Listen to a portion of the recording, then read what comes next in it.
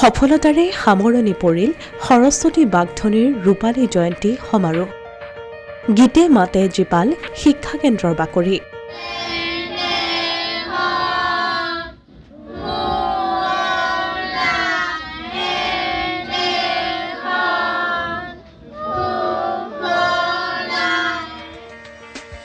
ভাষাটোৱে আচল চিনাকি এই মন্তব্য গুৱাহাটী বিশ্ববিদ্যালয়ৰ অসমীয়া বিভাগৰ মুৰব্বী অধ্যাপক ডক্টৰ কনক চহৰীয়াৰ। মঙলবাৰে সৰস্বতী বাগধনীৰ ৰূপালী জয়ন্তীৰ সামৰণি অনুষ্ঠানৰ মুকলি সভাত মুখ্য অতিথিৰ আসন অলংকৃত কৰি এইদৰে মন্তব্য কৰে অধ্যাপকগৰাকীয়ে। লগতে তেওঁ ওজাপালিৰ সুৰৰ এটি গীত পৰিৱেশন কৰি আধ্যাত্মিকতাৰ বিষয়ে কেতবোৰ মন্তব্য কৰে। চহৰীয়া মনিন্দ কলিতা আৰু দুলুমণি কলিতাৰ আপোনালোকো আমাৰ যিসকল আমাৰ বয়সীয়া বোধকৰ বহুতেই আছে, কিন্তু আমিও সেই আজি সুযোগটো পালোঁ। এই অনুষ্ঠানটো অহাৰ সুবিধাটো নোহোৱা হ'লে মোৰো আজি সতীৰ্থস্বৰূপ মনিন কলিতা দুলুমণি কলিতা লগত মুখামুখি হোৱাৰ সৌভাগ্য নহ'লহেঁতেন। এই সৌভাগ্যটো কৰি দিছে। একেবাৰে অপৰিচিত হৈ আছিল বিদ্যালয়খন মোৰ নিচিনা সাধাৰণ ছাত্ৰজনৰ কাৰণে, কিন্তু সিদিনা গৰিয়সী কাকতখনে আলোচনীখনে আপোনালোকে জানে এটা সংখ্যা অকল বাগধনী সৰস্বতী বাগধনীৰ ওপৰতেই তেওঁলোকে প্ৰকাশ কৰিলে। আৰু মই চোৱা নাছিলোঁ, যদিও সেইখন লওঁ ছাৰে ৰাতি মোলৈ মেছেজ কৰিছে, কনক চাবাচোন আজি গৰিয়সীখন এই সংখ্যাটো চালোঁ। গোটেই অলপ আগতে ছাৰে যিখিনি কথা ক'লে গোটেই কথাখিনি ইমান সুন্দৰকৈ আৰু মাননীয় মনিন কলিতা তেওঁৰ এটা সাক্ষাৎকাৰ, বিৰল সাক্ষাৎকাৰ প্ৰকাশ কৰিছে। মোৰ ফালৰ পৰা মই কি বুলি এতিয়া আপোনালোকক দুআষাৰ কম মই ভাবি পোৱা নাই। মই মোক যেতিয়া মৰম যাচিছে তাত বাগধনী সৰস্বতী বাগধনীৰ যিটো বাগেন্দ্ৰীয় যন্ত্ৰটো দেখিছোঁ, সেইটো আমাৰ বাগযন্ত্ৰ। মই আচলতে জুলজি অনাৰ্ছ লোৱা ছাত্ৰ আছিলোঁ বি বৰুৱা কলেজত, আৰু মই বাগধনীটো আঁকিব পাৰোঁ। মই অসমীয়া অনাৰ্ছ লওঁতেও সেইকাৰণে পিছত BSc বাদ দি পেলাই সেই একে বছৰতে মই অসমীয়াত অনাৰ্ছ ল'লোঁ মঙলদৈ কলেজত। আৰু মোৰ শিক্ষাগুৰু চৌধুৰী নাহাৰুন নেচা বাইদেউ তপজুল আলী ছাৰৰ ভনীয়েক, ইদ্ৰিছ আলী ছাৰৰ মাহীয়েক। সৰস্বতী বাগধনী শিক্ষা কেন্দ্ৰৰ স্থায়ী সভাপতি ডক্টৰ উমেশ ডেকাৰ সভাপতিত্বত অনুষ্ঠিত মুকলি সভাখনত ৰাজ্যৰ ভিন্ন ক্ষেত্ৰৰ কেইবাগৰাকীও বিশিষ্ট ব্যক্তি উপস্থিত থাকে। সমবেত সংগীতেৰে আৰম্ভ হোৱা সভাখনত বিশেষ আমন্ত্ৰিত অতিথিৰ আসন অলংকৃত কৰে জ্যেষ্ঠ সাংবাদিক তথা অসমীয়া প্ৰতিদিনৰ মুখ্য সহযোগী সম্পাদক অচ্যুত কুমাৰ পাটোৱাৰী, সহযোগী সম্পাদক প্ৰকাশ মহন্ত, ইণ্ডিয়ান কাৰ্বন লিমিটেডৰ শ্যামল কুমাৰ ভট্টাচাৰ্য, অধ্যাপিকা ডক্টৰ অমিয়া পাটৰ, গুৱাহাটী বিশ্ববিদ্যালয়ৰ অৱসৰপ্ৰাপ্ত পঞ্জীয়ক ডক্টৰ ৰমণী বৰ্মন, কৰুণাধাৰাৰ নৱজ্যোতি ভূঞা আৰু জনপ্ৰিয় অভিনেতা তথা চলচ্চিত্ৰ নিৰ্মাতা ৰবি শৰ্মাকে ধৰি কেইবাগৰাকীও ব্যক্তিয়ে সভাত উপস্থিত থাকে। এই সভাত বিশেষ আমন্ত্ৰিত অতিথিৰ আসন অলংকৃত কৰা জ্যেষ্ঠ সাংবাদিক তথা অসমীয়া প্ৰতিদিনৰ সহযোগী সম্পাদক প্ৰকাশ মহন্তই সাৱলীল ভাষণেৰে উপস্থিত ৰাইজ তথা অভিভাৱক অভিভাৱিকাক চিন্তাৰ খোৰাক যোগায়। জ্যেষ্ঠ সাংবাদিকগৰাকীয়ে কয়, প্ৰাপ্তিয়ে মানুহক কেতিয়াও চিৰ জীৱনলৈ সুখী কৰিব নোৱাৰে। সাময়িক সুখে যে কেতিয়াও প্ৰশান্তি দিব নোৱাৰে, এই সন্দৰ্ভতো বিশ্লেষণাত্মক ব্যাখ্যা আগবঢ়ায় প্ৰকাশ মহন্তই। ইয়াৰ উপৰি তেওঁ ভাষাৰ ওজা হেমচন্দ্ৰ বৰুৱাৰ বিষয়েও কিছু মন্তব্য প্ৰকাশ কৰে। ৰক্ষা কৰি মই পাৰ কৰিছোঁ, আৰু সৰস্বতী বাগধনীয়ে নহয়, গুৱাহাটীৰ যিমান বৃদ্ধাশ্ৰম আছে, যিমান শিশু সেৱা সদন আছে, প্ৰায় সকলোবিলাকলৈ মই গৈছোঁ।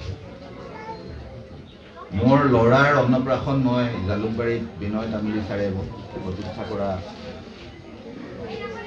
শিশু সেৱা সদনত পাতিছিলোঁ, আৰু মই তেনে এক ধাৰণাৰে মোৰ গোটেই জীৱনটোত মোৰ বিবাহ বাৰ্ষিকী বৃদ্ধাশ্ৰমত আৰু ল'ৰা ছোৱালীৰ জন্মদিনটো কোনোবা শিশু সেৱা সদন বা তেনেকুৱা অনুষ্ঠানত উদযাপন কৰিছোঁ।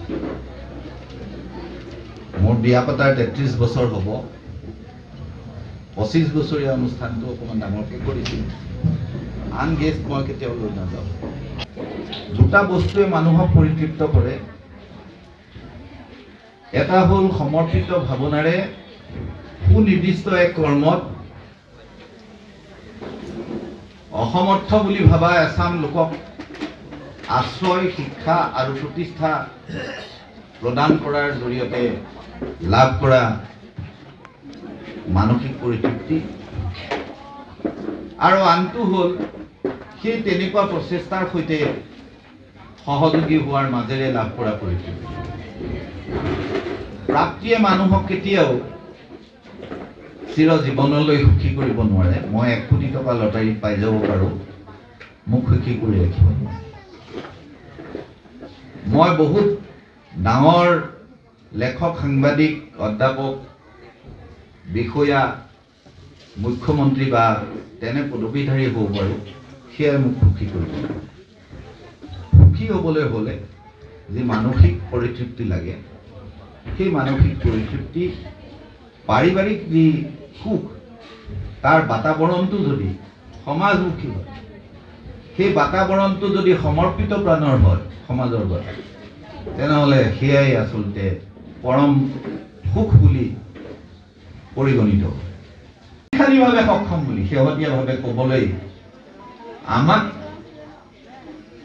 মানৱ অধিকাৰ আইনে, চিলড্ৰেন ৰাইটছ আইনে আমাক বাধ্য কৰাইছে। আগতে বিকলাংগ বুলি কৈছিল, নক'বৰ কাৰণে তেওঁলোকৰ যে বিশেষ সক্ষমতা আছে এই কথা মানি ল'বলৈ আমাক কৈছে যদিও বহু সচেতন শিক্ষিত লোকৰ ঘৰত কিন্তু এই ধৰণৰ বিদ্যালয় থকাৰ পিছতে ল'ৰা ছোৱালী নিজৰ ঘৰতে তেওঁলোকে পাৰিম বুলি ভাবে যে আমি তেওঁলোকক আমাৰ আদৰত ৰাখি বহু সময়ত এইটো লুকুৱাই ৰাখে যে তেওঁৰ ল'ৰাটোৱে খোজ কাঢ়িব নোৱাৰে, তেওঁৰ ল'ৰাটোৱে কথা ক'ব নোৱাৰে, তেওঁৰ ল'ৰাটোৱে নুশুনে।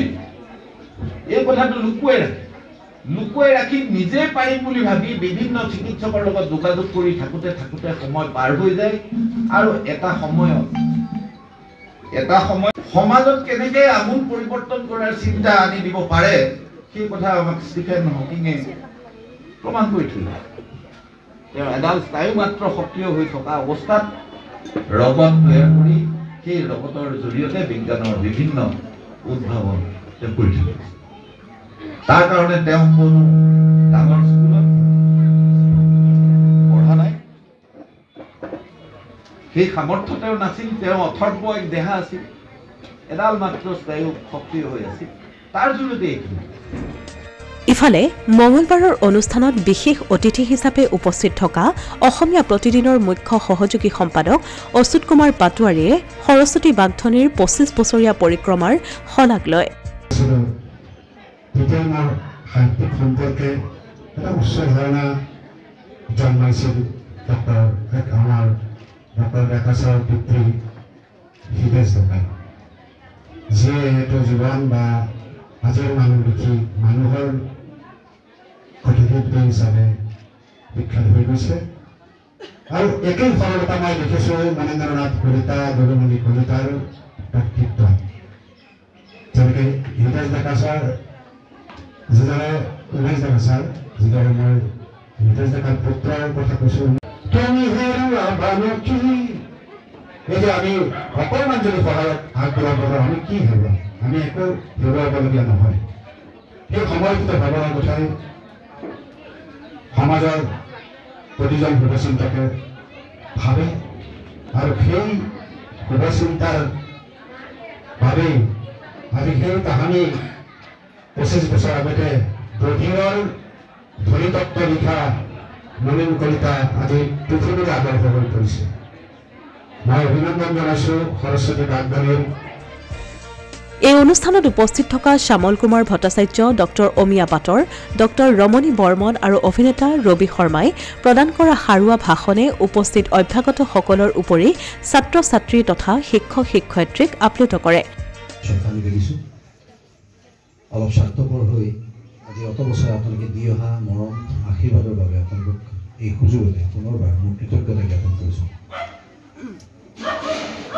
সৰ্বসাধাৰণতে কোনোবা এখন সভালৈ আহিলে মই ভাষণৰ বাবে কোনো ধৰণৰ প্ৰস্তুতি নকৰোঁ, মই যি অনুভৱ কৰোঁ তাকেই কওঁ। গতিকে সজাই দিওঁতে হয়তো অলপ আপোনালোকে বিশৃংখল পাব পাৰে, তাৰ বাবে মই প্ৰথমতে ক্ষমা বিচাৰিছোঁ। মোৰ আগৰ বক্তাসকলে যি ধৰণে যিমান সুন্দৰকৈ তথ্য দাঙি ধৰি উদাহৰণ দি তেওঁলোকে তেওঁলোকক ক'বলগীয়াখিনি সজাই সুন্দৰকৈ ক'লে। গতিকে মই মোৰ ভাষণ দীঘলীয়া নকৰোঁ বুলি কোৱাটো আচলতে দৃষ্টতা হ'ব, কাৰণ মই আচলতে দীঘলীয়া কৰিব নোৱাৰোঁ, কাৰণ সিমান জ্ঞান মোৰ নাই। যিখিনি জানো, যিখিনি উপলব্ধি কৰিলোঁ জীৱনত, আজি ইয়াত বহি যিখিনি উপলব্ধি কৰিলোঁ তাৰ ভিত্তিতে মই আপোনালোকৰ কথাকেইটা একদম ক'ব বিচাৰিছোঁ।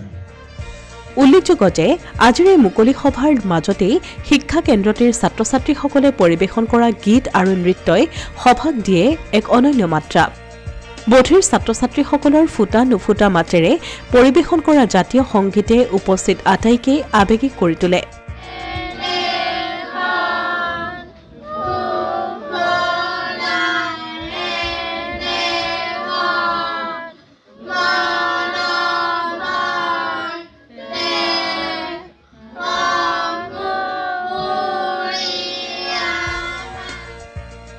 ইফালে অভিভাৱিকা কুন্তি বৰ্মনৰ লগতে কণমানি ছাত্ৰীদ্বয় শিৱন্যা কৌশিক আৰু সুকন্যা কৌশিকৰ নৃত্যই সকলোকে আমোদ দিয়ে। তাৰোপৰি কণমানি ছাত্ৰী এগৰাকীয়ে আবৃত্তি কৰা কবিতা শুনি উপস্থিত অভ্যাগতসকলে তেওঁক শুভেচ্ছা প্ৰদান কৰে।